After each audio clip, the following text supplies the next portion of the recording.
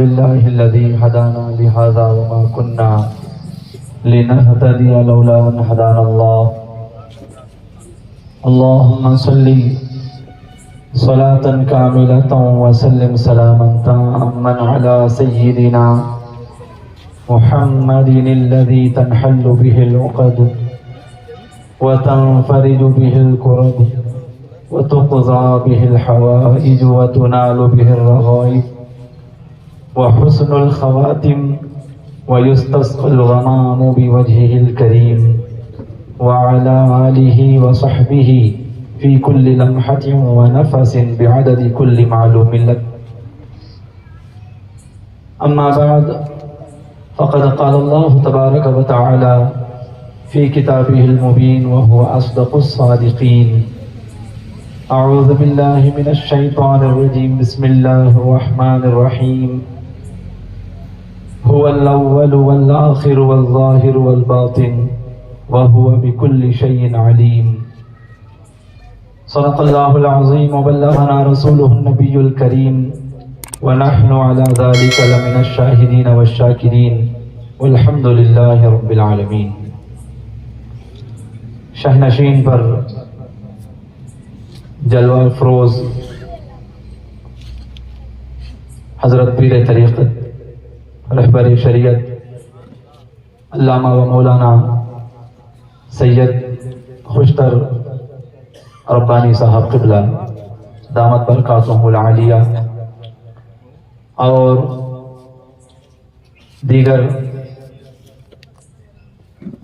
سجادہ نشین بارگاہ اور دیگر علماء اکرام و حافظان قرآن و جملہ سادات اعظام اور قابل قدر میرے بزرگوں دوستوں عزیز ساتھیوں جملہ نوجوانوں السلام علیکم ورحمۃ اللہ وبرکاتہ. وعلیکم السلام ورحمۃ اللہ وبرکاتہ. وقال اللہ تبارک وتعالی فی شان عظمت حبیبہ الکریم تشریفا وتعظیما مخبرا وآمرا اجلالا واکراما وتکریما وتحریما ان اللہ وملائکتہ یصلون علی النبی یا ایہا الذین آمنوا صلوا علیہ وسلموا تسلیما.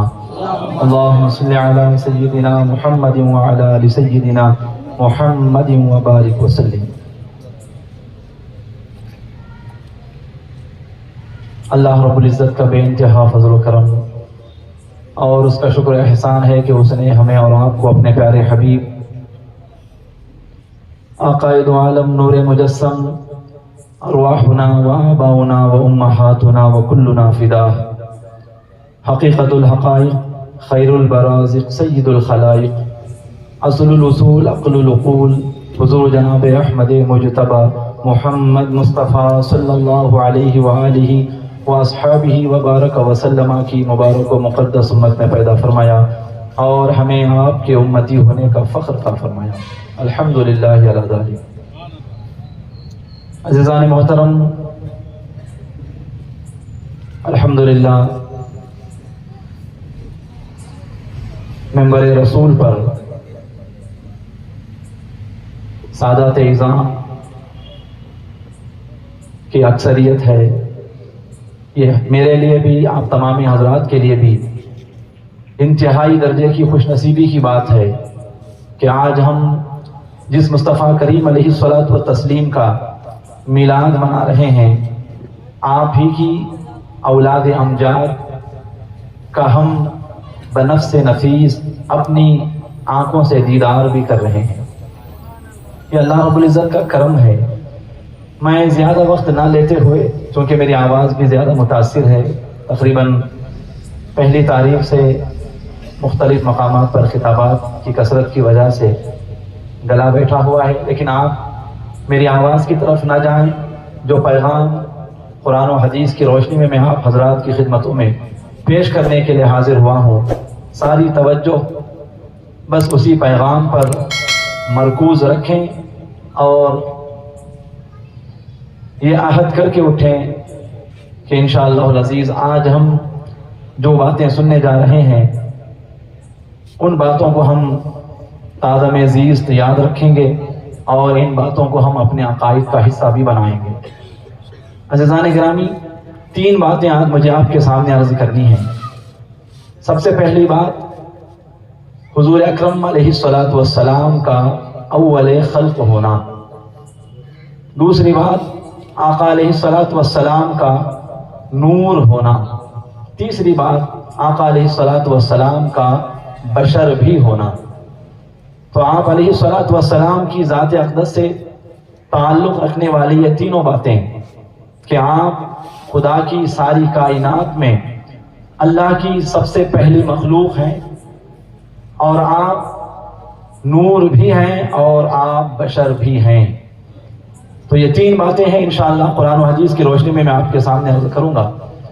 اللہ رب العزت کی بارگاہ میں دعا ہے کہ مولا تعالیٰ مجھے ان باتوں پر حق کہنے کی توفیق عطا فرمائے، آپ کو حق سمجھنے کی توفیق عطا فرمائے، اور تادم اخیر ہم تمام کو حق پر ثابت و قائم رہنے کی توفیق عطا فرمائے۔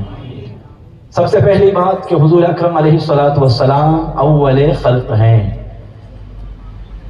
قرآن مجید میں اللہ رب العزت ارشاد فرماتا ہے، سورہ حدید کی آیت ہے جس میں مولا تعالیٰ یہ فرما رہا ہے، هو الاول والآخر والظاہر والباطن وهو بكل شيء علیم۔ وہی اول ہے، وہی آخر ہے، وہی ظاہر ہے اور وہی باطن ہے، اور وہ ہر شے کا جاننے والا ہے۔ عزیزان محترم، اس آیت کو آیت توحید کہا جاتا ہے۔ صوفیاء اکرام اس آیت کو آیت توحید کہتے ہیں۔ اس آیت کریمہ میں اللہ رب العزت اپنی وحدانیت اور خصوصاً توحید مطلقہ کا ذکر فرما رہا ہے۔ اللہ ہر اعتبار سے ایک ہے، چنانچہ اللہ رب العزت فرما رہا ہے کہ اللہ ہی اول ہے اور اللہ ہی آخر ہے، اللہ ہی ظاہر ہے، مخلوقات کی صورتوں میں حقیقت کے اعتبار سے ظہور فرمانے والی ذات اللہ ہی کی ہے۔ اللہ کے سوا حقیقت کے اعتبار سے باعتبار وجود حقیقی اور وجود بالذات کے اعتبار سے ظہور فرمانے والا حقیقت میں اللہ ہی ہے، اللہ کے سوا کوئی شے ظاہر نہیں ہے، اور اللہ ہی باطن ہے۔ حضرت شیخ محقق عبدالحق محدث دہلوی رحمۃ اللہ علیہ مدارج النبوہ جو آپ کی معرکۃ الآراء کتاب ہے، اس آیت کریمہ کے حوالے سے آپ ارشاد فرماتے ہیں کہ اس آیت مبارکہ میں اللہ رب العزت کی حمد و ثنا بیان ہو رہی ہے۔ خود اللہ تبارک و تعالی بنفس نفیس اس آیت میں اپنی شان کبریائی کا ذکر فرما رہا ہے، اپنی شان کبریائی کا خطبہ ارشاد فرما رہا ہے۔ یہ فرمانے کے بعد آگے آپ فرما رہے ہیں، وَهَمْ مُتَضَمِّن نہ تو وصف حضرت رسالت پناہی است، فرماتے ہیں کہ یہ آیت کریمہ صرف اللہ رب العزت کی وحدانیت اور شان کبریائی کو بیان نہیں کر رہی ہے، بلکہ یہ آیت کریمہ نبی اکرم حضرت رسالت پناہی جناب محمد عربی صلی اللہ علیہ وآلہ واصحابہ وبارک وسلم کی نعت و ثنا کو بھی آیت شامل ہے۔ مطلب کیا نکلا؟ یہاں جو اللہ رب العزت یہ کہہ رہا ہے هو الاول، وہی اول ہے۔ یہ جو ہوا ضمیر ہے، عربی گرامر کے اعتبار سے ہوا کو یہاں ضمیر کہا جاتا ہے۔ ہوا کا جو مرجع ہے وہ اول ہے، وہ کے ذریعے جس ذات کی طرف اشارہ ہے وہ اللہ کی ذات ہے۔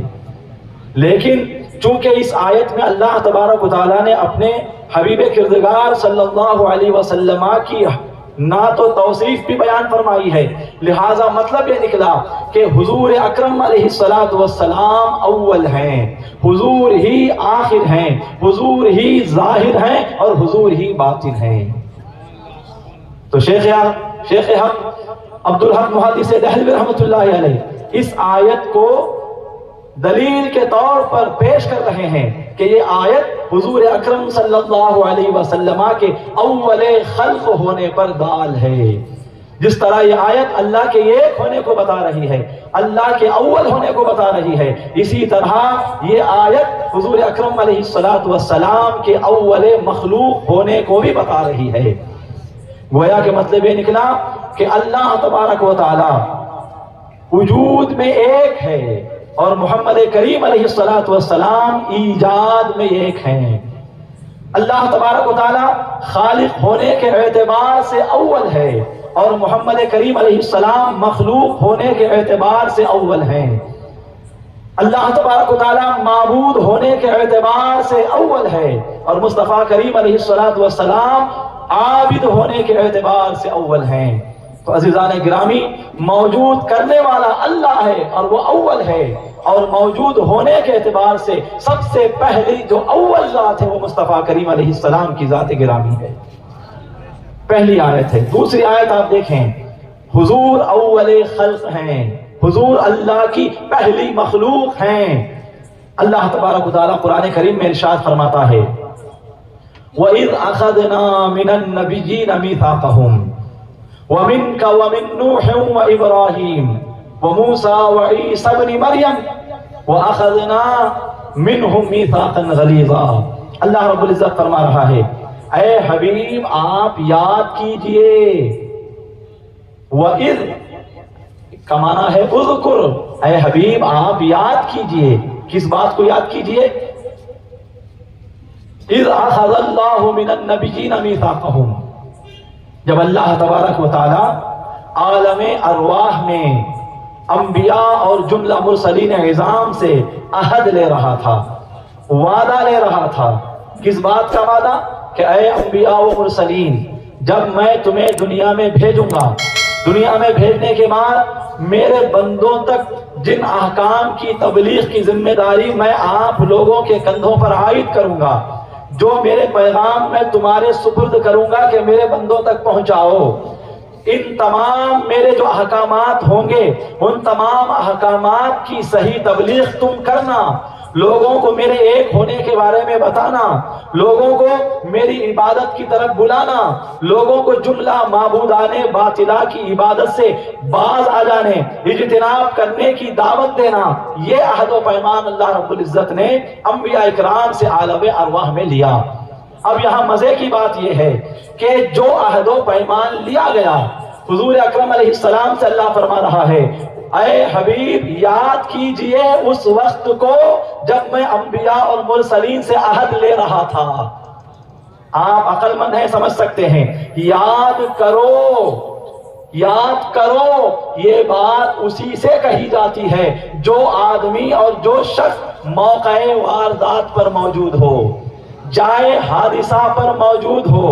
جو جائے حادثہ پر موجود نہ ہو، واقعے کے پیش آنے کے وقت اور جگہ پر جو آدمی موجود نہ ہو، اس سے یوں نہیں کہا جاتا کہ یاد کرو فلاں وقت میں ایسا ہوا تھا، نہیں، بلکہ اس سے ڈائریکٹ کہا جاتا ہے کہ صاحب فلاں وقت فلاں جگہ ایسا ہوا تھا۔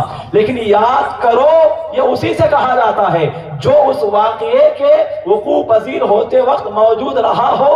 تو یہاں دیکھیے اللہ تبارک و تعالی عالم ارواح میں انبیاء اور مرسلین سے جو عہد و پیمان لیا تھا، اس عہد و پیمان کے واقعے کی یاد مصطفیٰ کو دلا رہا ہے۔ اے حبیب آپ یاد کیجئے اس وقت کو۔ مطلب کیا؟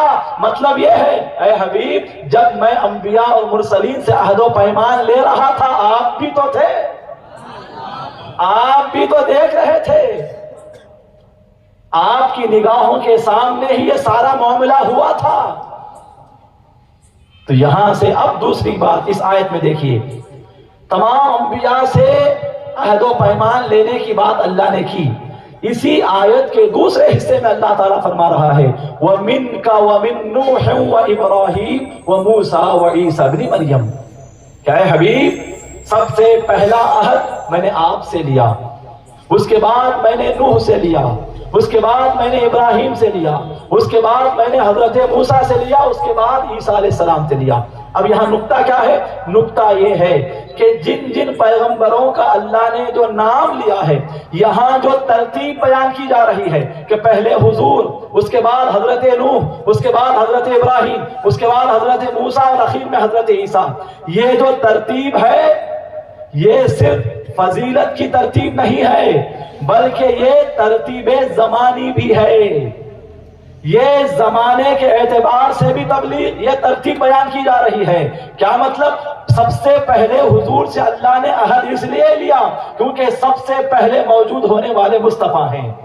ان کے بعد آئے نوح علیہ السلام اور ان سے عہد لینے کی بات کر رہا ہے. ان کے بعد آئے ابراہیم علیہ السلام تیسرے درجے پر ان سے عہد لینے کی بات کر رہا ہے. ان کے بعد آئے موسیٰ علیہ السلام پھر ان سے عہد لینے کی بات کرتا ہے. آخر میں آئے حضرت عیسیٰ علیہ السلام آخر میں ان کا ذکر کرتا ہے. تو یہ ترتیب بھی اس بات پر دال ہے کہ سب سے پہلے مصطفیٰ کریم سے عہد لینا اس بات کی دلیل ہے کہ سب سے پہلی مخلوق حضور ہے. اور یہ بات اللہ اکبر.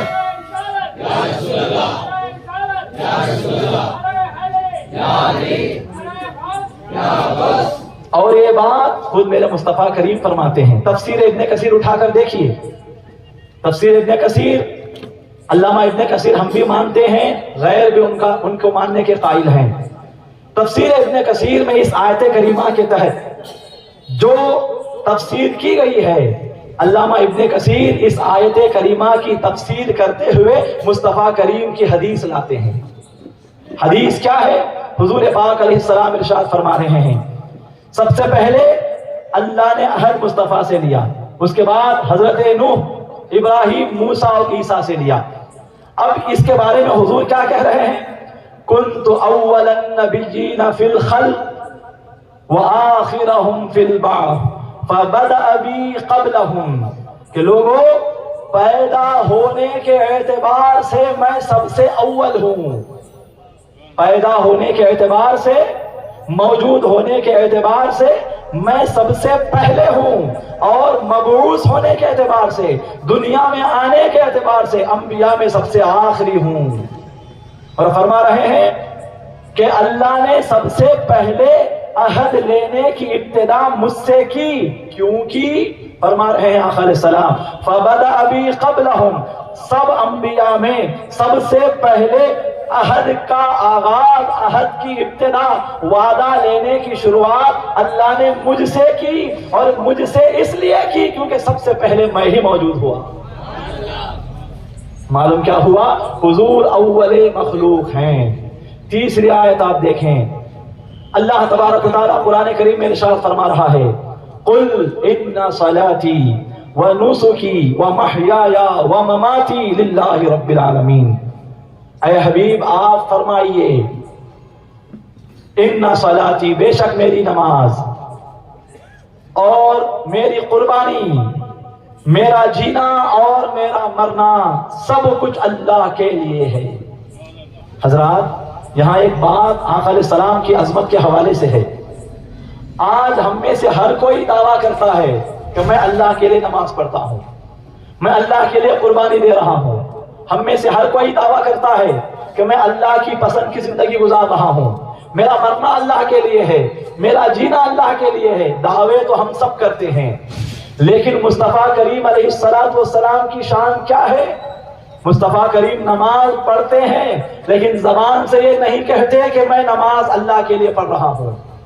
مصطفیٰ کریم کا حال یہ ہے قربانی اللہ ہی کے لیے دے رہے ہیں لیکن زبان پر نہیں لاتے کہ میں اللہ کے لیے قربانی دے رہا ہوں. یہ ادب کا مقام ہے, یہ انتہائی درجے کی حیا کا مقام ہے کہ بندہ اللہ کی عبادت تو مکمل طریقے سے کرے لیکن زبان سے یہ نہ کہے کہ میں اللہ کے لیے عبادت کر رہا ہوں. حیا روکتی ہے اس بات سے کہ مکمل طریقے سے اللہ کی عبادت کرو لیکن زبانی دعویٰ نہ کرو کہ میری عبادت اللہ کے لیے ہے. یہ دعویٰ کرنا بڑائی کی دلیل ہو سکتا ہے, دعویٰ کرنا اس میں کہیں نہ کہیں دکھاوے اور ریاکاری کا شائبہ دخل اندازی کر سکتا ہے. تو لہذا ہم دعویٰ تو کرتے ہیں لیکن وہ مصطفیٰ کریم کی ذات ہے, وہ آقا علیہ السلام کی ذات گرامی ہے.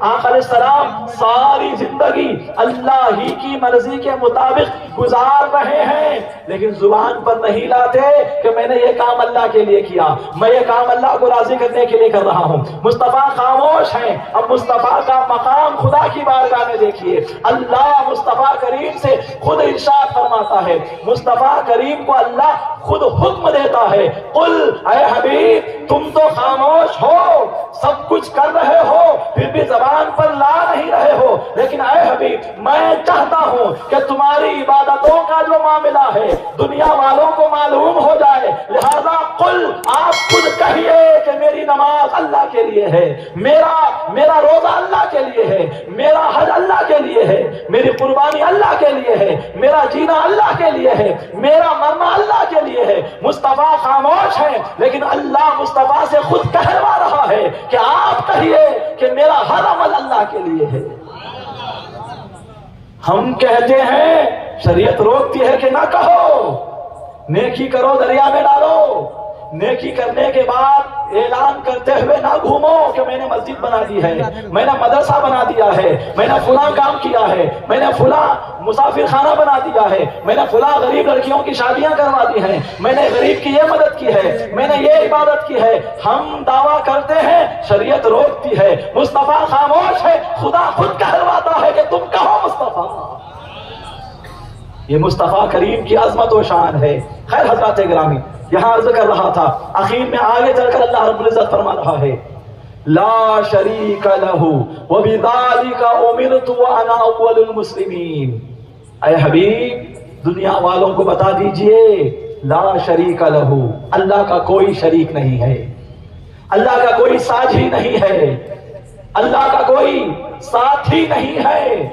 لا شریک ہے میرا خدا، اکیلا ہے میرا خدا، ایک ہے میرا خدا، وحدت کا رکھنے والا ہے میرا خدا، وحدت مطلقہ اس کی شان کی زیبائی ہے۔ اے حبیب کہیے کہ وہ اللہ ایک ہے۔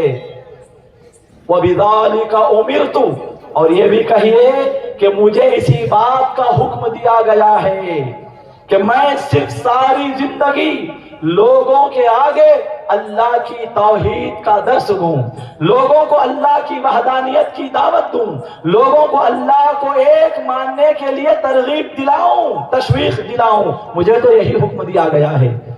وَأَنَا أَوَّلُ الْمُسْلِمِينَ، اور حبیب آپ یہ بھی کہیے، قل سے اس کا تعلق ہے، قل سے اس کا تعلق ہے، کیا کہلوا رہا ہے اللہ تعالیٰ؟ یہ کہیے کہ وَأَنَا أَوَّلُ الْمُسْلِمِينَ، میں سب سے پہلا مسلمان ہوں۔ لیکن دنیا دیکھ رہی ہے سب سے پہلا مسلمان تو حضرت آدم ہیں، دنیا دیکھ رہی ہے حضور سے پہلے مسلمان تو ابراہیم ہو گئے، دنیا دیکھ رہی ہے حضور سے پہلے مسلمان تو اسماعیل ہیں، دنیا دیکھ رہی ہے حضور سے پہلے مسلمان تو حضرت موسیٰ ہیں، دنیا دیکھ رہی ہے کہ حضور سے پہلے اسلام لانے والے حضرت الیاس ہیں، حضور سے پہلے مسلمان کہلانے والے حضرت زکریا ہیں، حضور سے پہلے مسلمان کہلانے والے جبرائیل امین ہیں، حضور سے پہلے مسلمان کہلانے والے حضرت اسرائیل ہیں، حضور سے پہلے مسلمان کہلانے والے یہ آسمان ہیں، یہ زمین ہے، یہ حضور سے پہلے مسلمان ہو جانے والے اللہ کی جملہ مخلوقات ہیں۔ حضور تو اخیر میں آ رہے ہیں، حضور خاتم المرسلین بن کر آ رہے ہیں، دنیا دیکھ رہی ہے حضور سے پہلے لاکھوں انبیاء مسلمان ہیں، دنیا دیکھ رہی ہے حضور سے پہلے تمام فرشتے مسلمان ہیں، دنیا دیکھ رہی ہے حضور سے پہلے عرش، لوح، قلم، کرسی سب کچھ مسلمان ہو چکے ہیں، اللہ کی وحدانیت کا اقرار کرتے ہیں۔ لیکن یہاں یہ آیت میں دیکھیے اللہ تعالیٰ حضور سے کہلوا رہا ہے اے حبیب آپ کہیے کہ میں سب سے پہلا مسلمان ہوں۔ لوگ تو یہی سمجھ رہے ہیں آدم پہلے مسلمان ہے، شیس پہلے مسلمان ہے، ادریس پہلے مسلمان ہے، کیونکہ دنیا یہ دیکھ رہی ہے کہ آنے والوں میں یہ اول ہے لہذا یہ پہلے مسلمان، مصطفیٰ آخر میں آئے لہذا مصطفیٰ آخری مسلمان۔ کہیں کوئی اس بات کو اپنے ایمان کا حصہ نہ بنا بیٹھے، اس کا ایمان کہیں ادھورا نہ رہ جائے۔ اے حبیب میں حکم دیتا ہوں آپ اعلان کیجئے کہ وہ انا اول المسلمین، سب سے پہلا مسلمان آدم نہیں ہے، سب سے پہلا مسلمان حضرت ابراہیم نہیں ہے، سب سے پہلے مسلمان نوح نہیں ہے، بلکہ دنیا والوں سنو سب سے پہلا مسلمان میں۔ سبحان اللہ سبحان اللہ، نعرہ تکبیر، نعرہ تکبیر، نعرہ رسالت، نعرہ رسالت، جلسہ خیر البشر، علماء کرام، سادات کرام، نعرہ تکبیر، नारे रिसालत। सुभान वअना अल्लाह। अव्वलुल मुस्लिमीन। ऐ हबीब आप कहिए कि मैं सबसे पहला मुसलमान हूं। सबसे पहला मुसलमान होने के लिए क्या जरूरी है? बोलिए जरा, ये आपकी अक्लमंद होने का इम्तिहान है। सबसे पहला मुसलमान होने के लिए क्या जरूरी है? बोलो बादशाह भाई, क्या जरूरी है? अल्लाह से बात करना। सबसे पहला मुसलमान होने के लिए क्या जरूरी है? आसान जवाब, सबसे पहला मुसलमान होने के लिए सबसे पहले मौजूद होना जरूरी है। जो सबसे पहले मौजूद ना हो वो सबसे पहला मुसलमान नहीं हो सकता। तो अल्लाह ताला हुजूर से कहलवा रहा है, कहिए कि मैं सबसे पहला मुसलमान हूं। क्या मतलब? दर पर्दा ये बात समझाई जा रही है, ये अकीदा सिखाया जा रहा है कि ऐ दुनिया वालों, थोड़ी तो अकल का इस्तेमाल करो।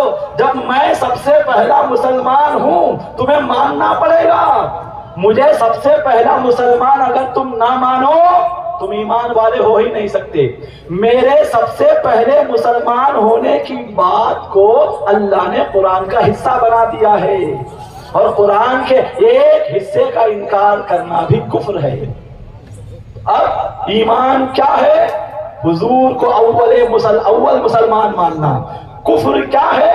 हुजूर को अव्वल मुसलमान न मानना कुफ्र है। हुजूर को अव्वल मुसलमान मानना ईमान है। अव्वल मुसलमान उसी वक्त मान सकता है आदमी जबकि ये अकीदा भी साथ साथ हो कि मुस्तफा पहले मखलूक है। अगर मुस्तफा पहले ना होते, अव्वल ना होते, अव्वल मखलूक ना होते, सवाल ही नहीं होता मुस्तफा के अव्वल मुसलमान होने का। तो हम जिस मुस्तफा का मीलाद मना रहे हैं, ये मुस्तफा, इनकी उम्र मुबारक फकत 63 साल की नहीं है, वो तो अव्वल मखलूक हैं। अज़ीज़ान गिरामी, उसके बाद की बात देखिए, यही वजह है शेख हक अब्दुल हक मुहद्दिस दहलवी रहमतुल्लाहि अलैह मदारिजुन नबुव्वा में बड़ी प्यारी बात समझा रहे हैं, बड़ी अच्छी बात समझा रहे हैं। क्या समझा रहे हैं आप इरशाद फरमाते हैं, अव्वले मखलूकात, क्या फरमा रहे हैं? अव्वले मखलूकात व वासिताए सुदूरे कायनात व वासिताए खल्क़े आलमो आदम नूरे मोहम्मद अस्त। क्या फरमा रहे हैं? तमाम मखलूकात में अव्वल, तमाम कायनात के वजूद में आने का सबब और जरिया, तमाम आलम और हजरत आदम के मौजूद होने का सबब नूरे मुहम्मदी है, नूरे मुस्तफा है सल्लल्लाहु अलैहि वसल्लम। फरमाते हैं आगे, चुनाचे दर हदीसे सही वारिद शुदा अव्वल मा खलक़ल्लाहु नूरी। फरमा रहे हैं, चुनाचे हदीस सही में ये बात आई है कि हुजूर ने फरमाया, अव्वल मा खलक़ल्लाहु नूरी, सबसे पहले अल्लाह ने मेरे नूर को पैदा किया। अब इस हदीस पर एतराज करने वाले एतराज करते हैं कि यह हदीस फुला है, लेकिन हमारी दलील, हमारी हुज्जत हजरत शेख हक अब्दुल हक मुहद्दिस दहलवी रहमतुल्लाहि अलैह वो कह रहे हैं कि दर हदीस सही वारिस शुदा, हदीस सही में यह बात आई है कि अव्वल मा खलक़ल्लाहु नूरी। अब इसी बात को खोल कर और वाज़े अंदाज में एक हदीस में बयान किया गया है। इस हदीस को हदीस नूर कहा जाता है। क्या कहा जाता है? गौर से सुनेंगे ना, बेजार हो गए, बोर हो गए? किस्से कहानियां, हाँ किस्से कहानियां सुनने का शौक हमको। कुरान और हदीस के तहत गुफ्तगू अगर कोई सुनाए, क्या तकरीर की है, क्या बोल रही की है, लेकिन वाक़िए सुनाए, चुटकुले सुनाए, जोक मारे, जबरदस्त मुकर्ररी नोच, ये हमारा हाल है। लेकिन दार पत्री का ऐसा हाल नहीं होगा। खाली बात, अहले इल्म सादात इज़ाम यहाँ आते रहते हैं माशाअल्लाह, خیر حضرات، ایک حدیث ہے جسے حدیث نور کہا جاتا ہے. کیا کہا جاتا ہے؟ حدیث نور. میری آواز صاف آ رہی ہے اب تک؟ الحمدللہ. ایک محدث گزرے ہیں حضرت عبد الرزاق ابو بکر بن حمام الصنعانی رضی اللہ تعالیٰ، جن کو دنیا امام عبد الرزاق کہتی ہے. کیا کہتی ہے؟ زور سے بولیں، پیچھے والے بولیں. عبدالرزاق. حضرت امام عبد الرزاق یہ کون ہے؟ ذرا ان کے بارے میں پہلے سنیں. یہ حضرت امام مالک بن انس، 4 اماموں میں سے جو دوسرے امام مالک بن انس، ان کے یہ شاگرد ہیں. یہ کون ہیں؟ حضرت امام سفیان ثوری، ان کے شاگرد ہیں. یہ کون ہیں؟ حضرت امام اوزاعی رضی اللہ تعالیٰ عنہ، ان کے یہ شاگرد ہیں. امام عبد الرزاق کون ہیں؟ یہ حضرت امام احمد بن حنبل کے استاد. 4 اماموں میں سے چوتھے امام حضرت امام احمد بن حنبل، ان کے استاد ہیں عبد الرزاق. امام احمد بن حنبل کون؟ امام احمد بن حنبل نہ صرف 4 اماموں میں سے ایک امام ہیں، بلکہ امام احمد بن حنبل غوث اعظم کے بھی امام. کیا مقام ہوگا آپ کو؟ آپ کی عظمت کیا ہوگی؟ غوث اعظم رضی اللہ تعالیٰ عنہ، ان کے خطبات اٹھا کر پڑھیں آپ، الفتح الربانی اٹھا کر پڑھیں آپ. سرکار غوث اعظم جب کبھی بھی اپنے امام حضرت امام احمد بن حنبل کی کوئی بات پیش کرنا چاہتے ہیں تو پہلے کیا کہتے ہیں؟ قال امامنا، قال امامنا، ہمارے امام نے کہا، ہمارے امام نے کہا. سارے اولیاء جن کو امام کہتے ہیں وہ کہتے ہیں کہ ہمارے امام نے کہا. کیا درجہ ہوگا امام احمد بن حنبل کا؟ کیا مقام ہوگا امام احمد بن حنبل کا کہ غوث اعظم جو امام الاولیاء ہیں، ایک اعتبار سے غوث اعظم حضرت امام احمد بن حنبل کے بھی امام ہیں، لیکن اس کے باوجود غوث اعظم یہ کہتے ہیں قال امامنا، ہمارے امام احمد بن حنبل نے کہا. امام احمد بن حنبل کون؟ حضرت ابو زرعہ رازی. نام بولیے. حضرت ابو زرعہ رازی. یہ کون ہے ابو زرعہ رازی؟ ایک بہت بڑے محدث، بہت بڑے محدث. کتنے بڑے؟ اس بات کا اندازہ اس بات سے لگائے کہ حضرت ابو زرعہ رازی رضی اللہ تعالی عنہ 7 لاکھ حدیثوں کے حافظ. اسماء الرجال کی کتابیں پڑھیں آپ، سیر و اعلام النبلاء اٹھا کے دیکھیں، تہذیب التہذیب اٹھا کے دیکھیں، تقریب التہذیب اٹھا کر آپ دیکھیں، میزان الاعتدال اٹھا کر آپ دیکھیں. اسماء الرجال کی جو کتابیں ہیں اس بات کی گواہ ہیں کہ حضرت امام ابو زرعہ رازی رضی اللہ تعالی عنہ 7 لاکھ حدیثوں کے حافظ. ہم کو 7 حدیثیں یاد نہیں، ایک حدیث بھی بمشکل ہم کو یاد ہے سو بھی تو اونتا یاد ہے، لیکن کیا ہوں گے امام ابو زرعہ رازی 7 لاکھ حدیثوں کو اپنے سینے میں لے کر گھوم رہے ہیں.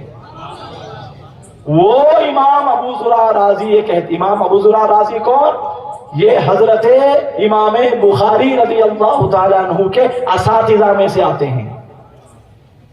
امام ابو زرعہ رازی یہ کہتے ہیں جو 7 لاکھ حدیثوں کے حافظ ہیں کہ میں نے دیکھا کہ امام احمد بن حنبل کو 10 لاکھ حدیثیں یاد تھیں. کتنی حدیثیں؟ زور سے بولیں. 1 ملین 10 لاکھ حدیثوں کے حافظ حضرت امام احمد بن حنبل. اب ایسے امام احمد بن حنبل شاگرد ہیں حضرت عبد الرزاق رضی اللہ تعالیٰ عنہ کے. شاگرد کا یہ حال ہے تو استاد کا کیا حال ہوگا؟ امام عبد الرزاق استاد ہیں امام احمد بن حنبل کے. امام عبد الرزاق استاد ہیں حضرت یحییٰ بن معین کے.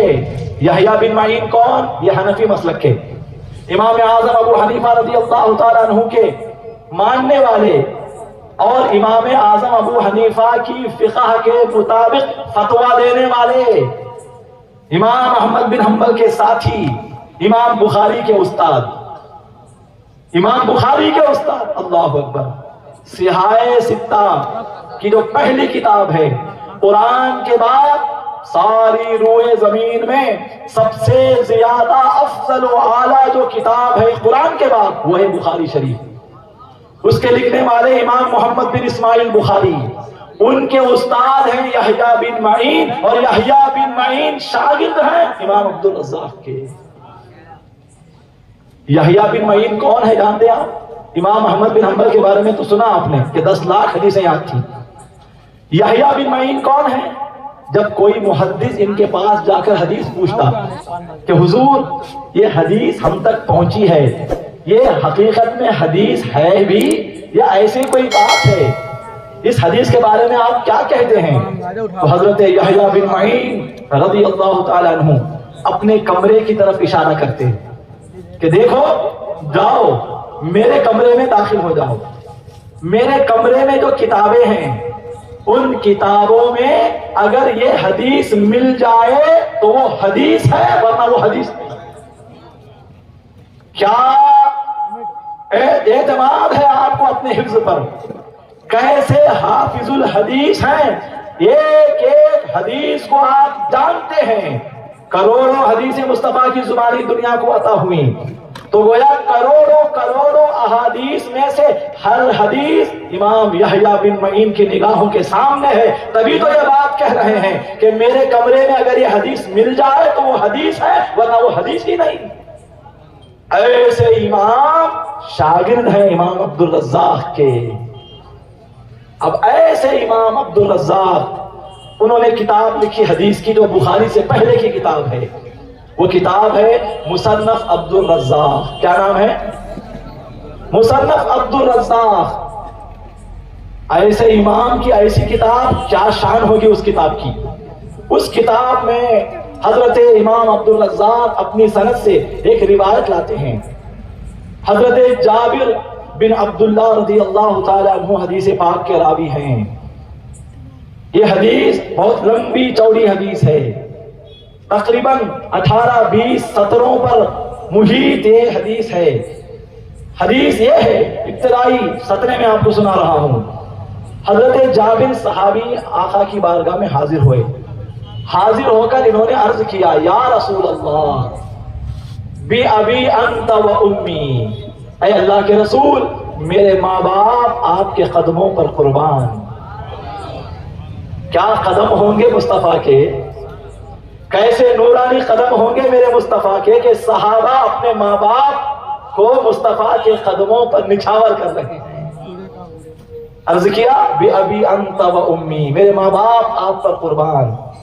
اخبرنی ان اول شیء خلقہ اللہ تعالی، اے اللہ کے رسول مجھے اس بات کی خبر دیجئے کہ اللہ نے سب سے پہلے دنیا میں کون سی چیز پیدا فرمائی۔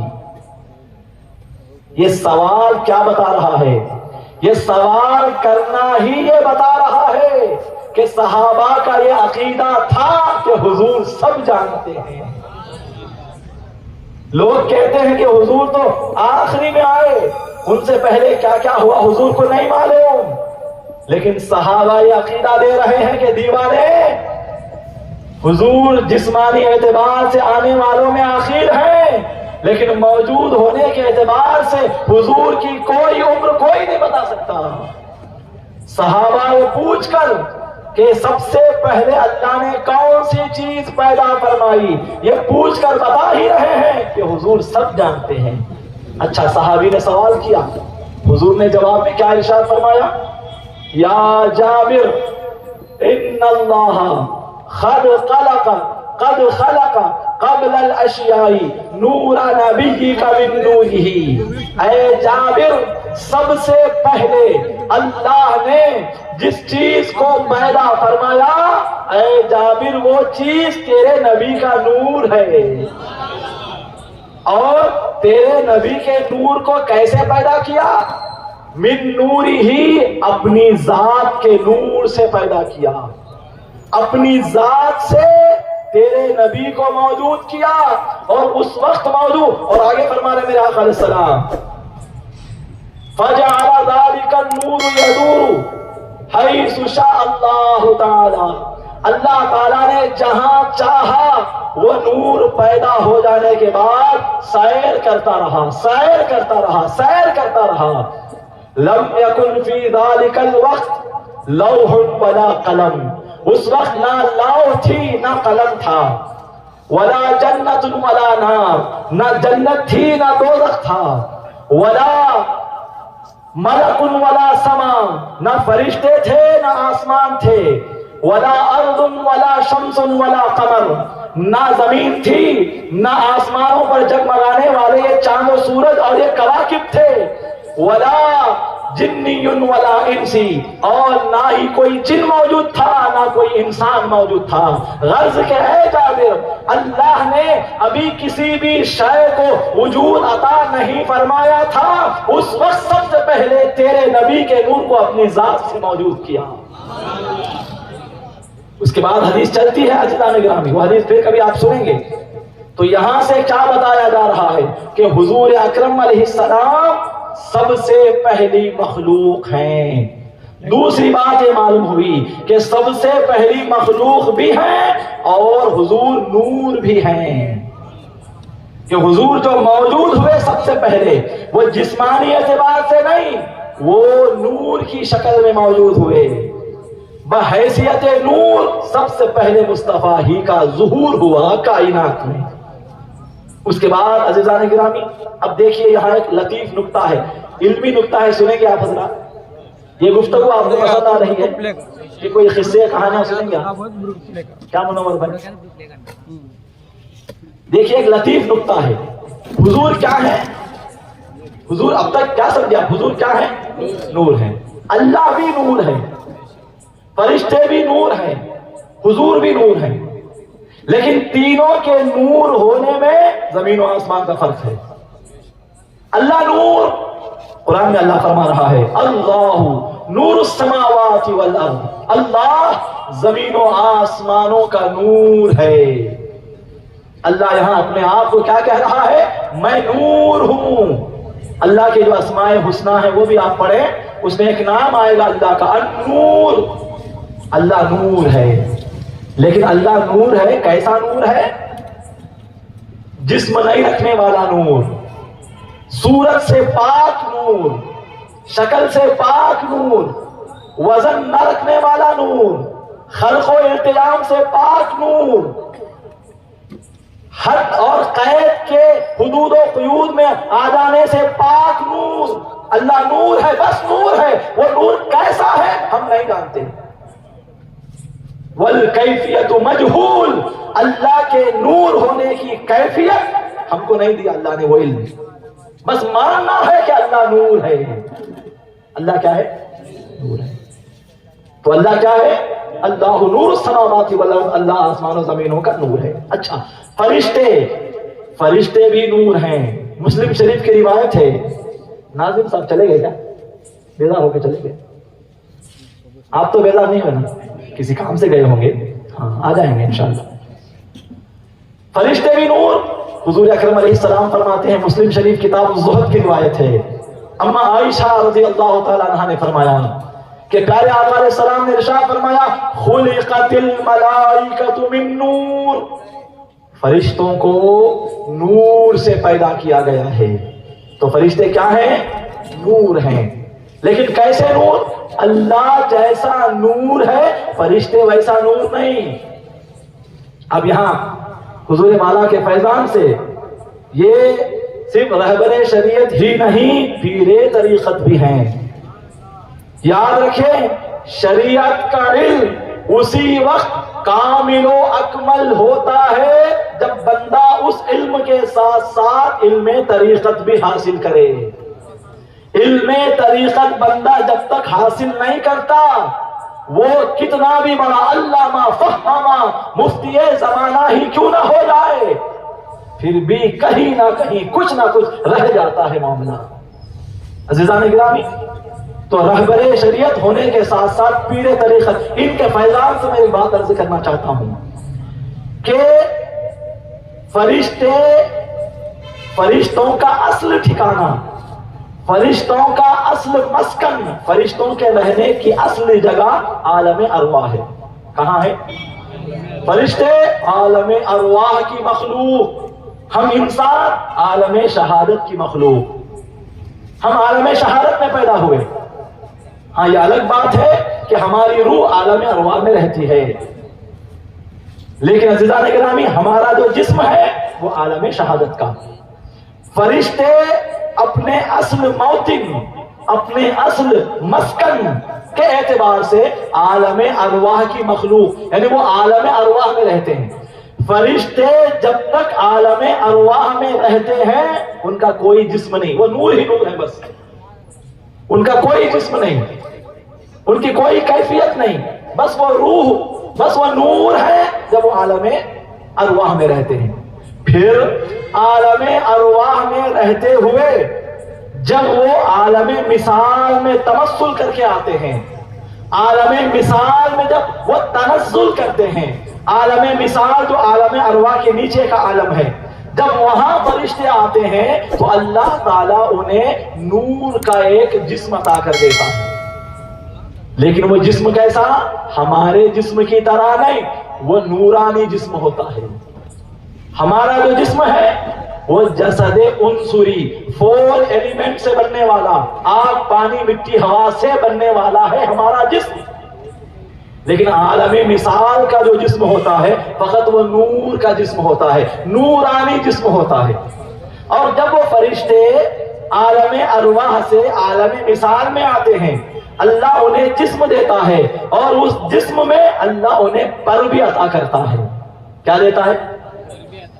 قرآن میں اللہ تعالیٰ فرماتا ہے الحمدللہ فاطر السماوات والارض جاعل الملائکۃ رسلا، تمام تعریفیں اس اللہ کے لیے، تمام تعریفیں اس اللہ کے لیے،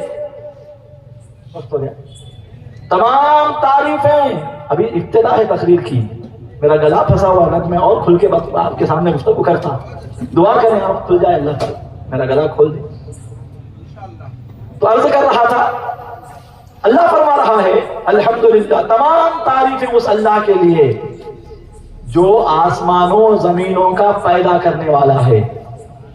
صرف آسمانوں زمینوں کا پیدا کرنے والا ہی نہیں، جاعل الملائکۃ رسلا، فرشتوں کو رسول بنانے والا بھی ہے۔ تمام تعریفیں اس اللہ کے لیے جس نے فرشتوں کو رسول بنایا۔ فرشتوں میں بھی رسول ہوتے ہیں، جبرائیل امین یہ فرشتوں کے رسول، میکائیل اسرافیل اسرافیل علیہ السلام یہ فرشتوں کے رسول۔ اللہ ان کا کام کیا ہوتا ہے؟ اللہ سے پیغام و احکامات کو لینا اور پیغمبروں تک پہنچانا، یہ ان کا کام ہوتا ہے۔ اس اعتبار سے وہ اللہ کے رسول ہوتے ہیں۔ اب وہ اللہ کے رسول ہیں فرشتے، آگے فرما رہا ہے اولی اجنحہ، یہ فرشتے کیسے ہیں؟ پر والے ہیں، پروں کے رکھنے والے ہیں۔ کتنے پر ہوتے ہیں ان کے؟ مثنا و ثلاث و رباع، کسی فرشتے کے 2 پر ہوتے ہیں، کسی فرشتے کے 3 پر ہوتے ہیں، کسی فرشتے کے 4 پر ہوتے ہیں۔ یزید فی الخلق ما یشاء ان اللہ علی کل شیء قدیر، پھر اللہ تعالیٰ جس فرشتے کو جتنے چاہے پر عطا فرماتا ہے۔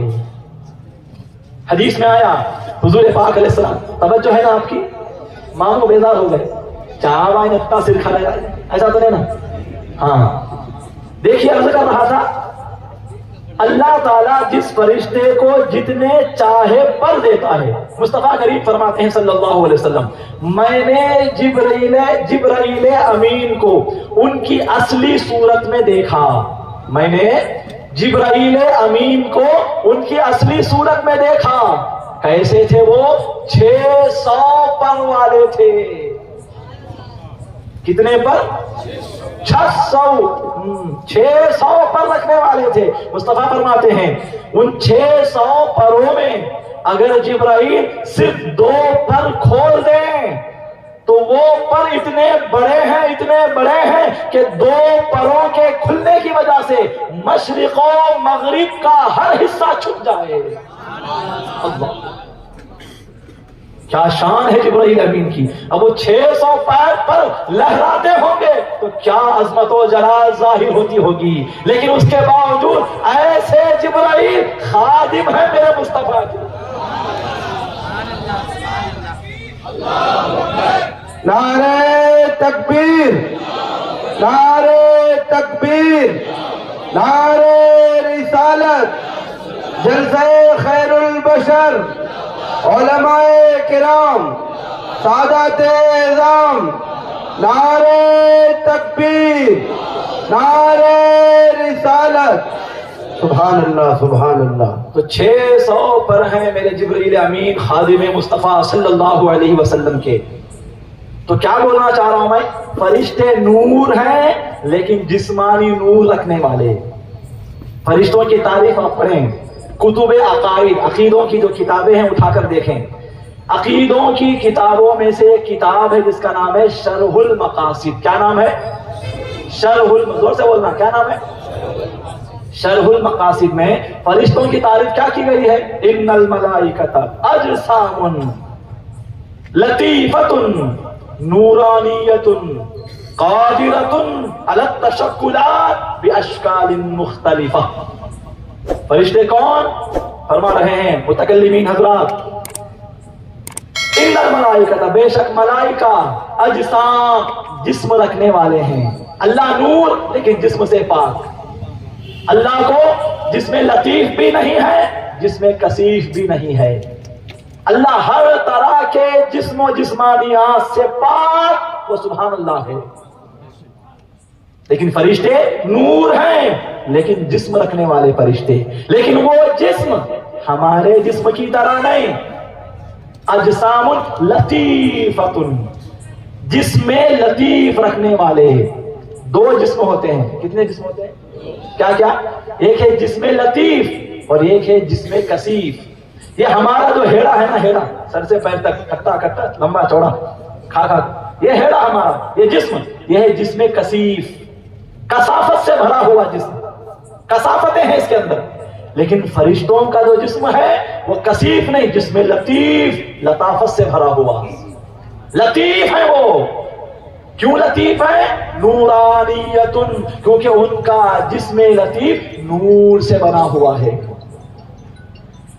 قادرۃ، اللہ نے ان کو یہ قدرت عطا فرمائی ہے، ایک پاور ان کو اللہ نے دیا ہے، ایک طاقت ان کو عطا فرمائی ہے. کیا طاقت ہے؟ علی التشکلات باشکال مختلفہ، کہ وہ جو شکل و صورت چاہیں اختیار کر سکتے ہیں. منور بھائی کی صورت میں آ جا سکتے ہیں، لائٹ کی صورت میں آ سکتے ہیں، جھنڈے کی صورت میں آ سکتے ہیں، ویڈیو کی صورت میں آ سکتے ہیں، سٹیج کی صورت میں فرشتے آ سکتے ہیں. کسی بھی مخلوق کی صورت میں فرشتے ظہور کر سکتے ہیں.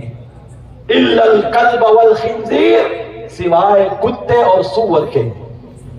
کتا اور یہ برا جانور تاج پتری میں بہت ہیں، پشتہ میں دیکھا میں. کتے اور یہ برے جانور، ان دونوں کے علاوہ اللہ کی جو بھی مخلوق ہے، ہر مخلوق کی صورت فرشتے لے سکتے ہیں. آپ کی بیوی کی صورت میں آ سکتے ہیں، بچے کی صورت میں آ سکتے ہیں، ماں باپ کی صورت میں آ سکتے ہیں، پیر کی صورت میں آ سکتے ہیں، استاد کی صورت میں آ سکتے ہیں، شاگرد کی صورت میں آ سکتے ہیں. کسی بھی مخلوق کی صورت اور شکل لینے کی قدرت خود اللہ نے ان کو عطا فرمائی ہے. لیکن ہیں کیا وہ؟ نور. مصطفیٰ بھی نور ہے لیکن کیسے نور ہیں وہ بات آگے. حضور کیسے نور ہے وہ سمجھانے کے لیے یہ ساری بات سمجھ رہے آپ. یہ اچھی طرح سمجھ گئے تو شان نورانیت مصطفیٰ و بشریت مصطفیٰ اچھی طرح آپ کی سمجھ میں آئے گی. تو فرشتے نور جیسی شکل و صورت چاہے اختیار کر سکتے ہیں، جیسا کہ قرآن میں خود کئی مقامات پر اللہ نے فرشتوں کے تمثلات کا ذکر فرمایا ہے. فرشتوں کے مختلف انسانوں کی شکل و صورت میں انبیاء و مرسلین اور اولیاء کے پاس جانے کا خود اللہ رب العزت نے باتیں فرمائی ہیں. جیسا کہ دیکھیے، توجہ ہے نا آپ کی اس طرف، تھوڑا کیا تو ہلا تو ہاں دیکھتے نا. کیوں ایسا؟ پہلی یہ میرے اور آپ کی پہلی ملاقات ہے نہیں یہاں پہ اس اسٹیج میں. ایک منور بھائی سے بلائے تھے پہلی. جب پہلی شادی ہوتی نا کسی کی، پہلی رات کیا ہوتا؟ شوہر کو کیا کرنا چاہیے پہلی رات میں؟ بیوی کو دیکھنا ہے نا، بند کمرے میں جا کر شوہر بیوی کو دیکھنا چھوڑ کر پنکھے کو دیکھ رہا ہے، پلنگ کو دیکھ رہا ہے، لائٹ کو دیکھ رہا ہے، کیا بولتی؟ کیا دلیل کر رہے ہیں زیادہ کو کس کو شادی کری نہ کیا کی ہوتا بول کو شادی کری تو کیا کی بھول لگ بیٹا، بولتے کہ نہیں؟ تو کیا کرنا اس نے شوہر؟ کمرے میں گیا تو کیا سونا ہو چاندی ہو پیتل ہو کیا بھی رکھے رندے، صرف کس کو دیکھنا؟ بیوی کو دیکھنا، بیوی خوش ہو جاتی۔ تو ایسے ہی ہماری پہلی ملاقات اس اسٹیج میں یہاں سے، اس میں کئی لوگوں کو میں پہلی بار دیکھ رہا ہوں، آپ بھی مجھے پہلی بار دیکھ رہے ہوں گے، تو پہلی ملاقات ہے میاں بیوی کی طرح دیکھتے رہنا ایک دوسرے کو، سمجھے؟ وہاں یہاں دیکھنا نہیں۔ تو کیا خیال کیا تھا؟ ایسا خیال آتا اچھا حضرات آپ کو ہنسانے کے لیے تھا، بیزار تو نہیں ہے نا، ناراض تو نہیں ہے نا؟ یہ جو کچھ آپ سن رہے ہیں یقین مانیے میں نے تو سوچ رکھا تھا کہ میں شاید اتنی دیر بھی نہیں بول پاؤں گا، لیکن سید السادات ہیں، پیر و مرشد ہیں، ان کا فیضان کہ میں بولنے والا بن گیا ہوں۔ میری ساری باتیں حضرت والا کے فیضان سے ہی صادر ہو رہی ہیں۔ خیر حضرات گرامی، تو میں عرض کر رہا تھا اللہ تعالیٰ قرآن کریم میں ایک مقام پر فرماتا فرشتے جو صورت چاہے لے سکتے ہیں، ہے نا؟ یہ دعویٰ دلیل کیا؟ جیسا کہ سورہ مریم میں اللہ تعالیٰ حضرت مریم کے حوالے سے فرما رہا ہے وَذْكُرْ فِي الْكِتَابِ مریم، اے حبیب کتاب میں قرآن میں حضرت مریم کا بھی ذکر کیجیے۔ ایک نقطہ ہے یہاں پر تصوف کا، قرآن کس کی کتاب ہے؟ زور سے بولنا، کس کا کلام ہے قرآن؟ اللہ کا۔ قرآن کی ہر بات کس کی ہے؟ لیکن اللہ حضور سے کیا بول رہا ہے؟ وَذْكُرْ فِي الْكِتَابِ مریم، اے حبیب کتاب میں مریم کا بھی ذکر کیجئے۔ قرآن اللہ کا، کتاب اللہ کی، قرآن کی ہر بات ہر آیت اللہ کی، جو کچھ اللہ نے جو کچھ قرآن میں ہے وہ اللہ کا فرمایا ہوا ہی ہے۔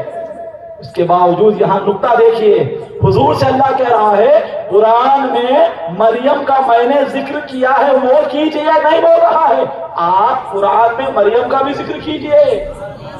یہ کیا بات ہے، کیا حقیقت ہے اس کی؟ آپ کو صوفیہ اور پیران اعظام کا دامن تھامنا پڑے گا، تب جا کر یہ بات سمجھ میں آئے گی۔ خیر حضرات گرامی، میں نے اشارہ دے دیا ہے جستجو پیدا کرنے کے لیے، اب اس پیاس کو بجھانا آپ کے ذمہ ہے۔ کیا ذکر رہا تھا؟ وَذْكُرْ فِي الْكِتَابِ مریم، مصطفیٰ قرآن میں مریم کا ذکر کیجئے۔ اِذِ انتبذت من أهلها مكانا شرقيا فاتخذت من دونهم حجابا، کہ حضرت مریم اپنے گھر والوں سے الگ ہو کر مشرق کی طرف چلی گئیں، ایسٹ کی طرف چلی گئیں، اور جا کر اپنے گھر والوں سے انہوں نے پردہ کر لیا، ایک گوشہ نشینی اختیار کر لی، انہوں نے کسی سے ملنا جلنا بند کر لیا، تنے تنہا جا کر ایک مقام پر رہنے لگیں۔ قرآن میں اللہ فرما رہا آگے فَأَرْسَلْنَا إِلَيْهَا رُوحَنَا فَتَمَثَّلَ لَهَا بَشَرًا سَوِيًّا، اب ہم نے دیکھا کہ مریم اکیلی ہیں، کوئی نہیں ہے، تنہا ہیں، تو ہم نے ہماری روح کو حضرت مریم کے پاس بھیجا۔ کسے بھیجا؟ اللہ روح رکھتا کیا؟ اللہ روح سے پاک ہے، اللہ روح والا نہیں، روح پیدا کرنے والا ہے، خود روح والا نہیں۔ لیکن یہاں کہہ رہا ہے ہم نے ہماری روح کو بھیجا۔ روح سے مراد مفسرین فرماتے ہیں روح الامین جبرائیل امین علیہ السلام ہے۔ جبرائیل امین سے اللہ اتنی محبت فرماتا ہے، اتنا پیار فرماتا ہے کہ جبرائیل کو اپنی روح کہہ رہا ہے۔ ہم بھی بولتے نا ہمارے محبوبہ کو تو میری جان، آپ بولے ہوں گے شاید، تو میرا دل، تو میرا کلیجہ، تو میری جان، تو میرا سب کچھ، بولتے نا ایسا بلا تشبیہ و بلا تمثیل کے، ہزار بار بلا تشبیہ و بلا تمثیل کے۔ جبرائیل امین خدا کے ایسے محبوب ہیں، خدا جبرائیل امین سے ایسا راضی، ایسا راضی، ایسا راضی کہ جبرائیل امین کو کہتا ہے روحنا، جبرائیل تو ہماری روح ہے۔ خیر بھیجا جبرائیل، وہی 600 پر کے حالت میں نہیں آئے، آ جاتے تو کیا ہوتا کی نہیں آئے، پھر کیسے آئے؟ فَتَمَثَّلَ لَهَا بَشَرًا سَوِيًّا، جبرائیل امین نے تمثل کیا۔ کیا کیا؟ جبرائیل امین نے تمثل کیا. تمثل کسے کہتے ہیں؟ تمثل کہتے ہیں جبرائیل امین نور کے نور رہتے ہوئے، فرشتے کے فرشتے رہتے ہوئے، دوسری مخلوق نہ بنتے ہوئے بھی دوسری مخلوق کی صورت میں ظاہر ہو جانا، اسے کہتے ہیں تمثل. جبرائیل امین بشرن سویا، ایک نورانی چہرے والے، بغیر داڑھی والے، پیچ دار بالوں والے نوجوان کی صورت میں آئے. کون آئے؟ جبرائیل. جب جبرائیل امین نوجوان انسان کی صورت میں آئے، اس وقت بھی اس بشری لباس میں ظہور فرماتے وقت بھی جبرائیل امین ہی ہے، انسان نہیں بنے. غور سے سننا، بڑی قیمتی بات عرض کر رہا ہوں. جبرائیل امین قرآن کہتا ہے بشر بن کر آئے، لیکن بشر بن کر آئے نہیں کہا اللہ نے، تمثل کر کے آئے. فتمثل لہا، تمثل الگ ہے، بشر بن جانا الگ ہے. بشر بن جانے کا مطلب کیا؟ دوسرا کچھ نہ رہنا، صرف بشر ہی بشر رہنا. لیکن یہاں تمثل کہا اللہ نے. تمثل کا مطلب کیا؟ نور کے نور بھی ہیں، ملک کے ملک بھی ہیں رہتے ہوئے، پھر وہ بشر بھی بنے ہوئے ہیں. کیا بات ہے؟ بشر نہیں بنے پھر بھی بنے ہیں، بشر نہیں ہے پھر بھی بشری لباس میں ہیں.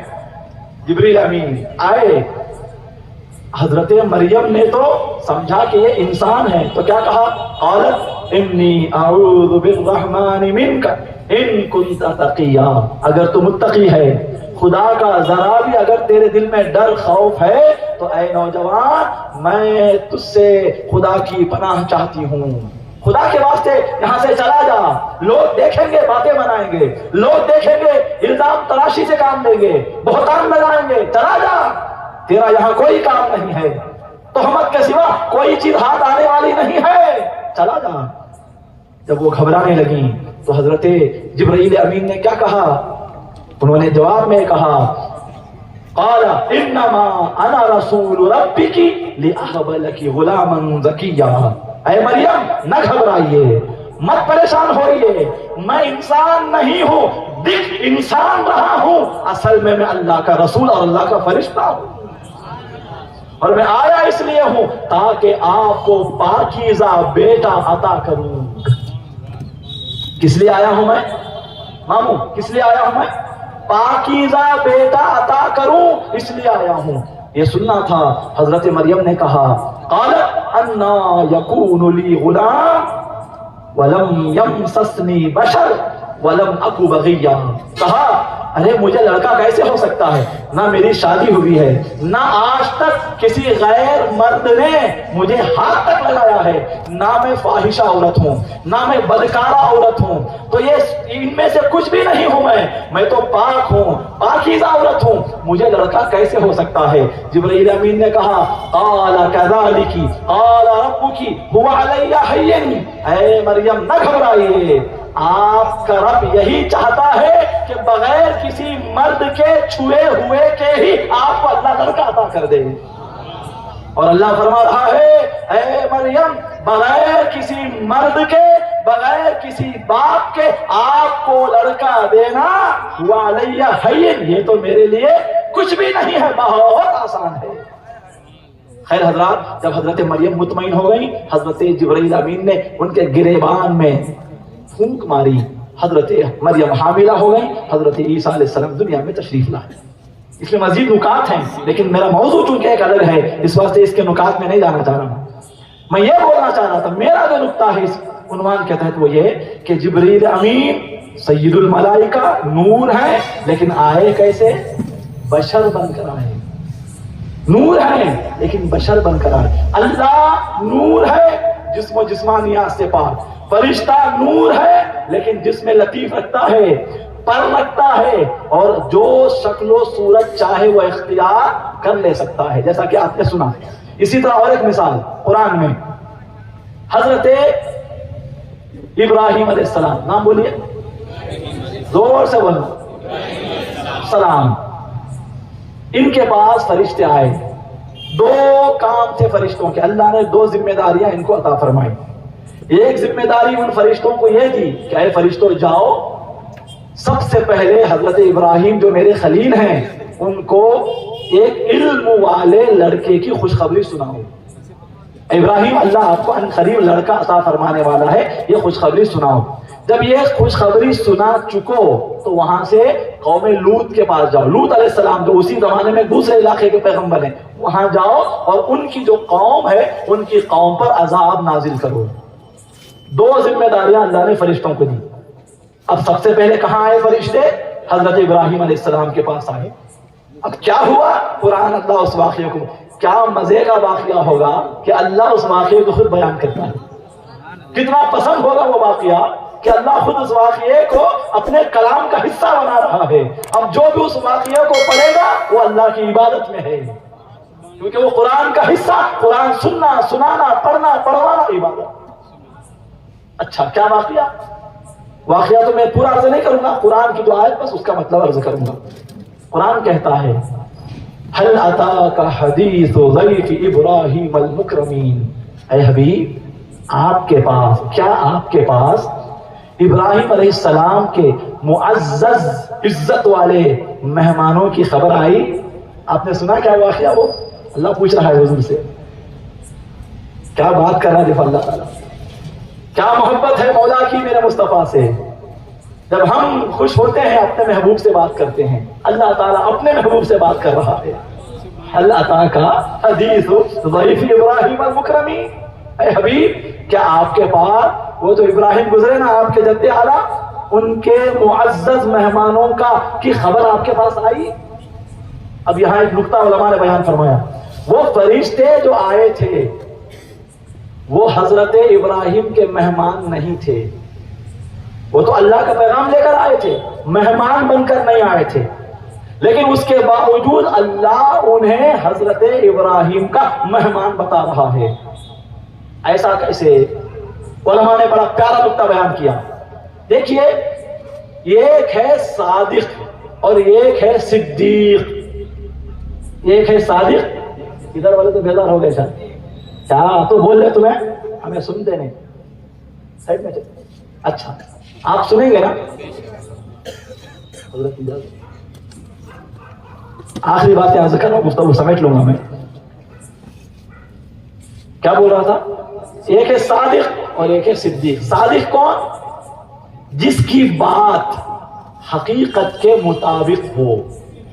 مثال کے طور پر میں اننت پور سے آیا, مثال کے طور پر میں نے دیکھا, میں نہیں دیکھا, ایک واقعہ, خیالی واقعہ, میں نے راستے میں دیکھا کہ ایک زبردست حادثہ ہو گیا, اس میں 10-15 لوگ مر گئے. مثال کے طور پر میں نے آ کر منور بھائی سے کہا کہ میں آ رہا تھا تو دیکھا کہ ایک حادثہ ہوا ہے, 10-15 لوگ مر گئے.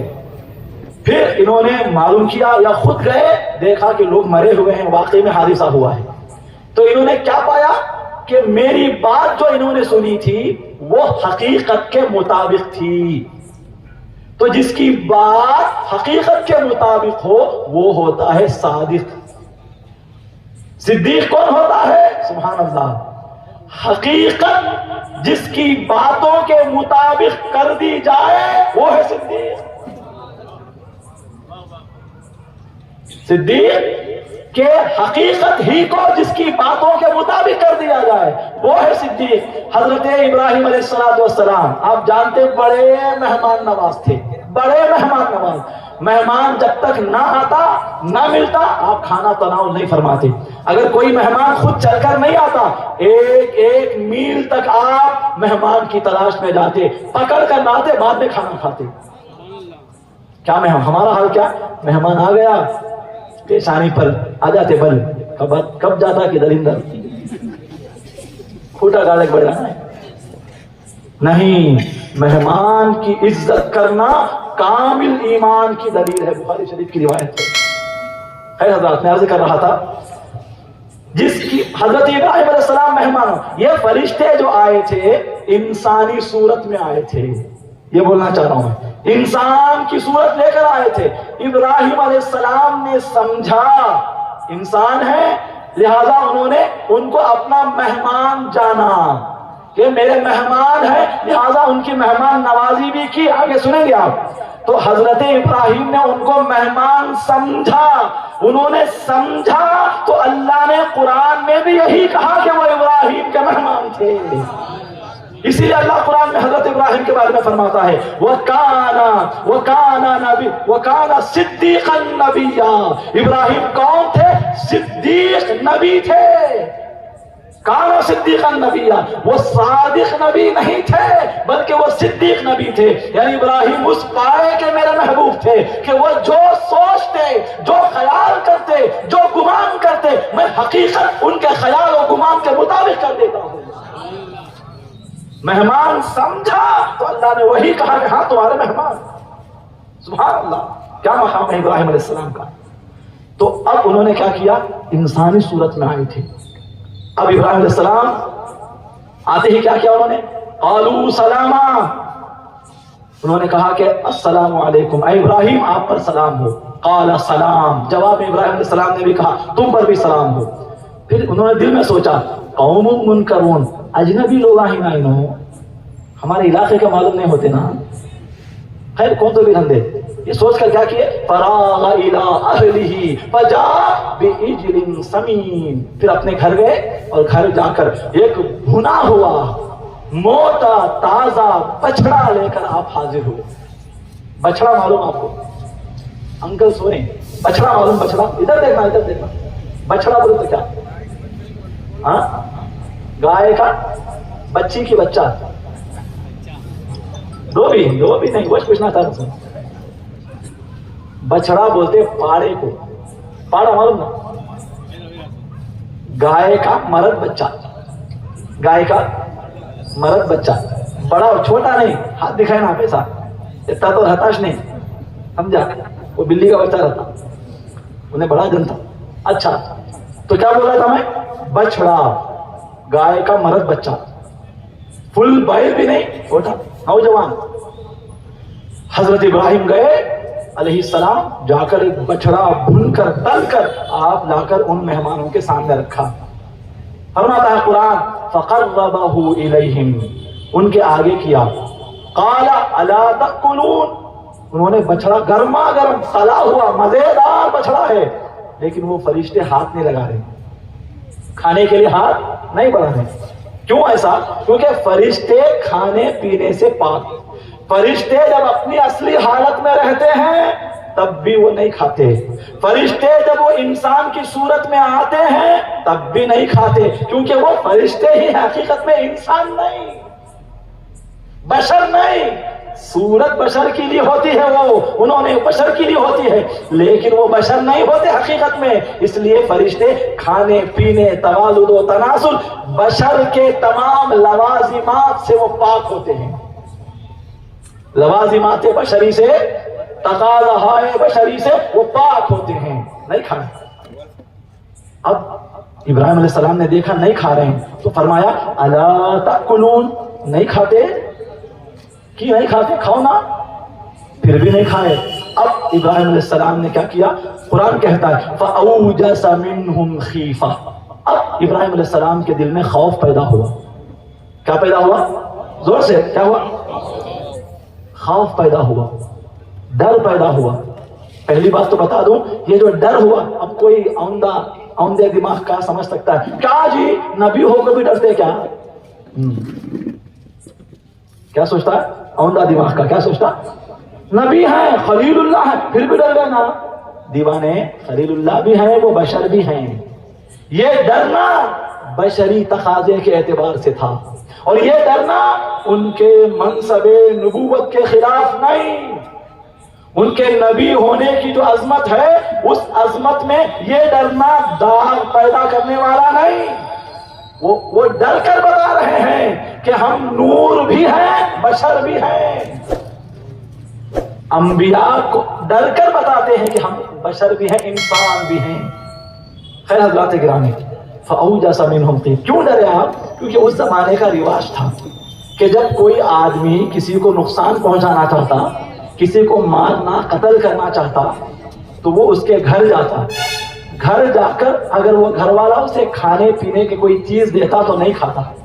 यानी उस वक्त के दुश्मनों में भी ये उसूल था कि मैं जिसको मारना है, मुझे जिसको मारना है, जिसका मुझे कत्ल करना है, उसका नमक मैं नहीं खाऊंगा।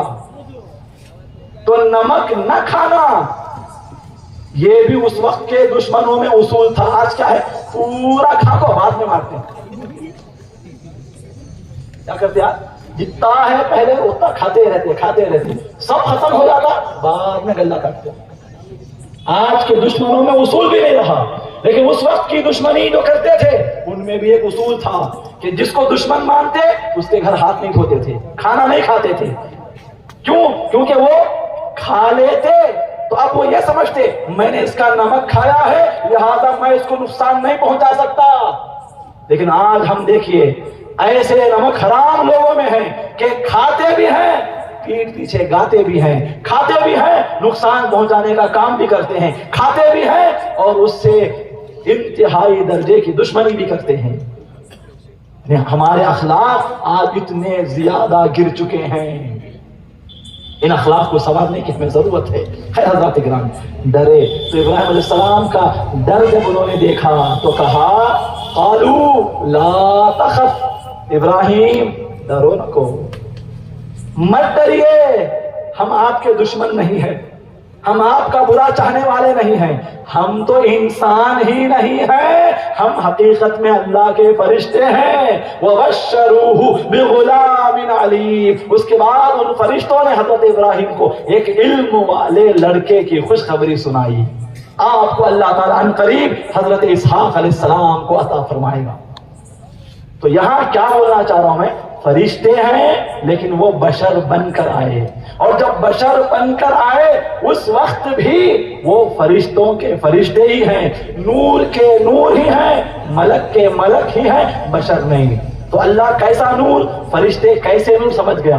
अब हुजूर की बात है, हुजूर भी नूर हैं, जल्दी बोलना, जोर से बोलना, जोर से बोलिए, हुजूर भी नूर है, लेकिन कैसे नूर है, बशर नूर है। हुजूर नूर है, नूर होने के साथ साथ बशर भी हैं। आज कई जाहिल हमारी जमात के ये कहते हैं नहीं हुजूर बशर नहीं थे, हुजूर नूर ही नूर है, हम हुजूर की बशरियत को नहीं मानते। याद रखना, जिस तरह हुजूर को नूर मानना जरूरी है, उससे ज्यादा जरूरी हुजूर को बशर मानना है। हुजूर की बशरियत का इकरार ये जरूरियाते दीन में से है। मुसलमान होने के लिए जिन अकाइद को मानना जरूरी है, उन अकाइद में से ये बात है कि हुजूर बशर है। जो हुजूर को आदमी नहीं मानता, जो हुजूर को बशर नहीं मानता, जो हुजूर को इंसान नहीं मानता, वो काफिर है, काफिर है, काफिर है। कितनी बड़ी बात। फिर हुजूर को क्या मानना, हुजूर को नूर भी मानना और साथ साथ हुजूर को बशर भी मानना। हुजूर का नूर होना जैसे एक हकीकत है, ऐसे ही हुजूर का बशर होना भी एक हकीकत है। फरिश्ते भी नूर, हुजूर भी नूर, दोनों के नूर होने में फर्क क्या कि फरिश्ते वक्ती तौर पर बशर बनकर आए, लेकिन मुस्तफा ऐसे नूर है कि पैदा होने के लम्हे से लेकर अब अबदुल आबाद तक वो बशर है, बशर है, बशर है। फरिश्ते थोड़ी देर के लिए आए, काम हो गया, फिर वो चले गए, बशरी लिबास छोड़ दिए, नूर नूर है वो। लेकिन मुस्तफा ऐसे नहीं है। माँ हजरत आमिना खातून रज़ियल्लाहु ताला अन्हा के शिकम पाक से दुनिया में जिस लम्हा दुनिया में तशरीफ लाए, बशर बनकर आए, अब वो अबदुल आबाद तक बशर हैं। जहां भी जा रहे हैं बशरियत उनके साथ साथ है।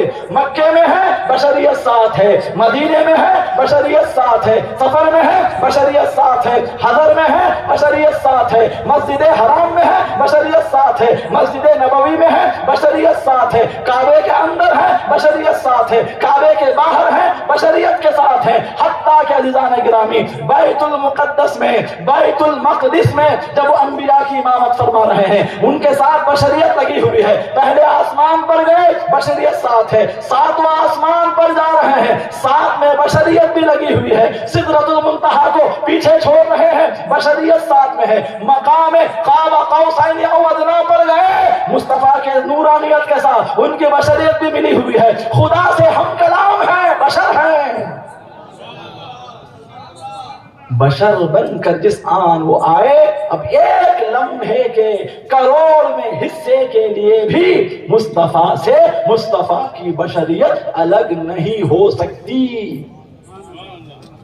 فرشتے نور، لیکن جب وہ بشر بن کر آتے ہیں کھاتے پیتے نہیں ہیں. مصطفیٰ ایسے نور بشر بن کر آئے تو کھاتے بھی ہیں پیتے بھی ہیں. توالد و تناسل بھی ہو رہا ہے، نسل بھی چل رہی ہے. دیکھیے آپ یہ نورانی ہستیاں کون ہیں؟ یہ مصطفیٰ ہی کا خون ہے، مصطفیٰ ہی کی نسل پاک ہے. تو مصطفیٰ کی نسل کا ہونا اس بات کی دلیل ہے کہ مصطفیٰ بشر بھی ہیں. نسل فرشتوں کی نہیں چلتی، اولاد فرشتوں کی نہیں ہوتی. فرشتہ مرد بھی نہیں ہوتا، عورت بھی نہیں ہوتا. سمجھ رہے آپ؟ مرد ہونے سے بھی فرشتہ پاک. وہ ایسا نور ہے فرشتہ کہ وہ مرد ہونے کی قید میں بھی نہیں آتا. فرشتہ ایسا نور کہ وہ عورت ہونے کی قید سے بھی باہر ہے. لیکن مصطفیٰ ایسے نور ہے کہ نور بھی ہے، حضرت فاطمہ کے باپ بھی ہیں.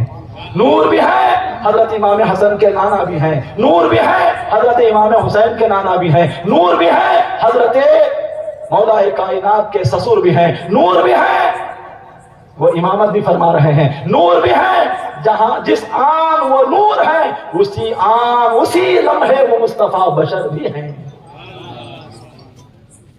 کہیے ان لوگوں سے جو مصطفیٰ کی بشریت کا اقرار نہیں کرتے، ان سے کہیے کہ وہ مصطفیٰ کو حضرت فاطمہ الزہرا کا والد نہ مانے.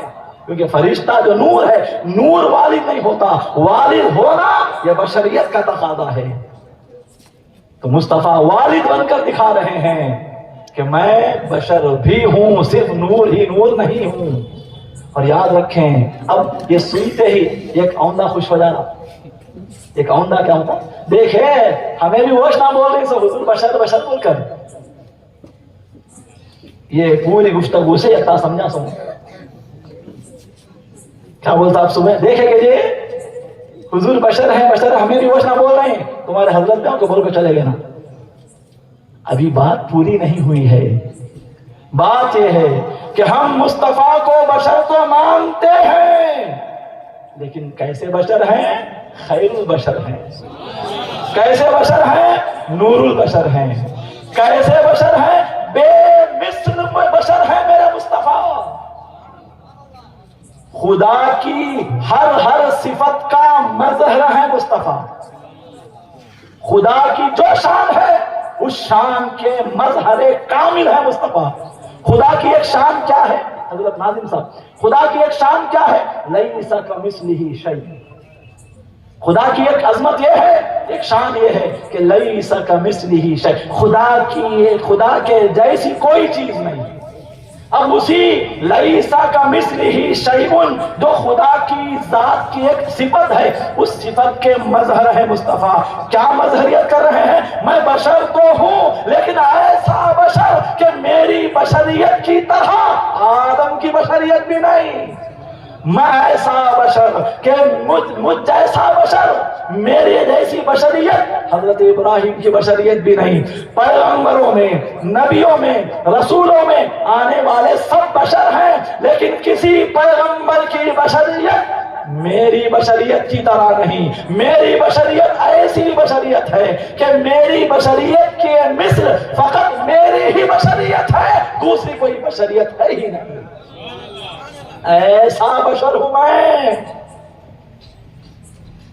خدا کے رسول مصطفیٰ جان رحمت علیہ السلام خدا کے بے مثل بشر ہیں. اب سوال ہے خدا اللہ حضور اکرم علیہ السلام بے مثل بشر کیوں ہیں؟ بے مثل بشر کیوں ہیں؟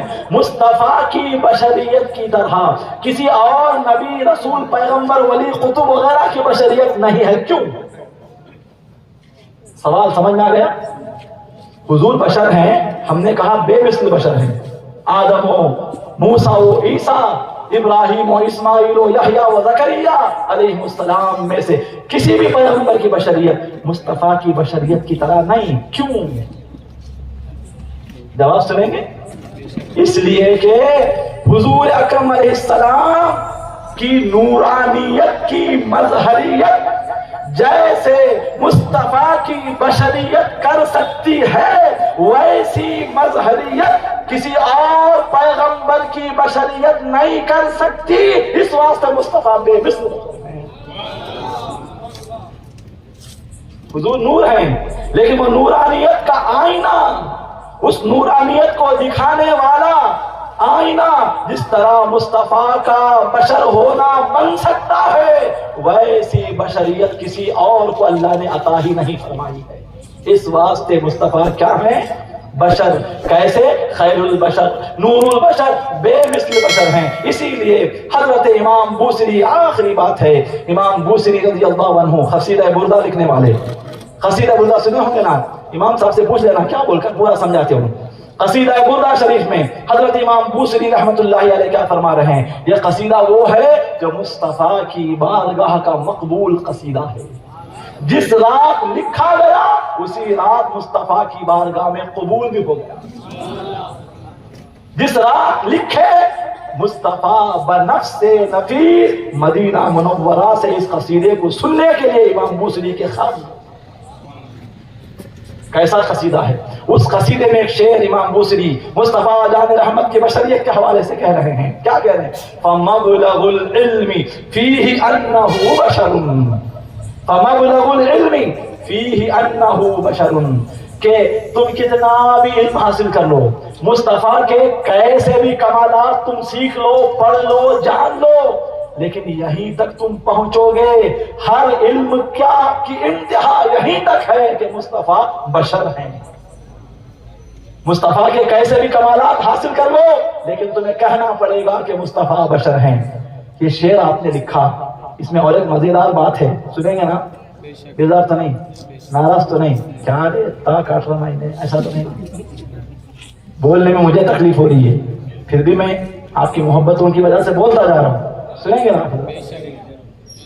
آخری بات ہے، اس کے بعد ختم. کیا بول رہا تھا میں؟ یہ جب امام بوصیری نے پورا قصیدہ لکھتے لکھتے لکھتے جب یہاں تک پہنچے، یہ مصرع انہوں نے لکھا. شعر میں 2 لائن ہوتی نا، پہلی لائن اور دوسری لائن. پہلی لائن کو مصرع کہتے ہیں، دوسرا بھی مصرع ہوتا ہے. جب انہوں نے پہلی لائن لکھی کیا؟ فَمَبْلَغُ الْعِلْمِ فِيهِ أَنَّهُ بَشَرٌ، علم کی انتہا یہیں تک ہے کہ مصطفیٰ بشر ہیں. اب دوسرا مصرع ان کو سمجھ میں نہیں آ رہا تھا کیا لکھنا ہے، نہیں معلوم تھا. اتنے میں مصطفیٰ کریم خواب میں تشریف لائے، آپ کی آنکھ لگ گئی، مصطفیٰ آ گئے صلی اللہ علیہ وسلم. کہا بوصیری مجھے بھی ذرا قصیدہ سناؤ. سبحان اللہ. امام بوصیری خواب میں فالج، آپ کو فالج لگا ہوا ہے. خیر واقعہ ہے، اب واقعہ جاؤں گا، وقت جائے گا، اب سن لینا حضرت سے. امام بوصیری ذرا وہ قصیدہ سناؤ. امام بوصیری رضی اللہ تعالیٰ شرف الدین بوصیری رحمۃ اللہ علیہ قصیدہ سنانے لگے. جب وہ اس شعر تک پہنچے کہ فَمَبْلَغُ الْعِلْمِ فِيهِ أَنَّهُ بَشَرٌ، یہاں تک پہنچے تو رک گئے. کیا کر دیے؟ کیا ہو گئے؟ رک گئے. آپ بولنا. رک گئے. حضور نے فرمایا بوصیری آگے بڑھو. عرض کیا سرکار پہلا مصرع تو سمجھ میں آ گیا، جان گیا، لکھ دیا. دوسرے مصرے کی سیٹنگ نہیں ہو رہی ہے، کیا لکھنا معلوم نہیں ہو رہا ہے. اس واسطے میں خالی ایک ہی مصرع لکھا تھا، اتنے میں آپ تشریف لائے ہیں. کیا مصرع ہے؟